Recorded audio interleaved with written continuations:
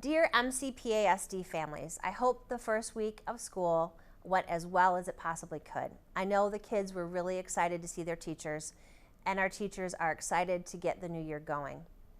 Thank you for your patience as we work through schedule changes and technology issues and glitches. I appreciate everyone who worked so hard to address these problems. I know there are still some issues with Chromebooks and other technology needs that we are working to address as quickly as we can. The first week of the year was intentionally designed to be a soft start with kids. As the weeks progress, the rigor of and expectations for learning will steadily increase. If you have questions about anything your children are experiencing with virtual learning, please contact your teachers or your principal so that your questions can be quickly answered. Yesterday, the Wisconsin Supreme Court issued an injunction for Emergency Order Number 9 that allows K-12 schools in Dane County to fully open for in-person instruction. We are disappointed in this decision and have been strongly urged by Public Health Madison-Dane County to continue voluntary phasing in of classes for in-person instruction for grades kindergarten through 12th grade. While all K-12 schools are now allowed to be open, schools are still required to follow the school requirements in that order, and I have attached a copy of those school requirements to the message so you can see what those look like. You will see that class size restrictions, which had previously been at 15 or fewer for students ages 12 and under, and 25 or fewer for students ages 13 and older, are no longer included in the school requirements. But the need to socially distance, which is 6 feet whenever practicable, that does remain in the order.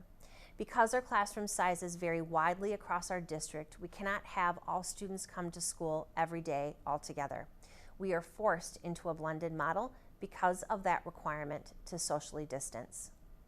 Our phase-in timeline of blended model implementation will remain in place. We consult with Public Health Madison-Dane County weekly, sometimes even daily, and they believe our timeline remains appropriate as the outbreaks in our county are located largely in the area of the university. On September 14th, we will present to our school board our blended instructional model at the elementary level. At their next meeting on September 28th, we will ask our board to approve that model and to solidify a timeline for implementation. We have targeted October 12th as the first day of blended learning in our elementary schools. We have targeted November 2nd as the first day of blended learning in our middle and high schools. If we have to adjust these start dates, we will. The decision regarding our timeline for blended model implementation will occur at that September 28th school board meeting.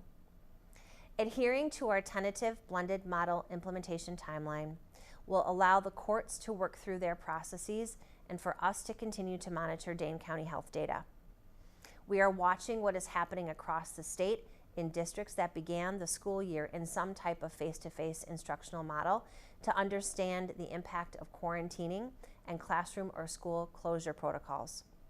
We have and will continue to put the health and safety of our students, our families, and our community at the forefront of our decision making.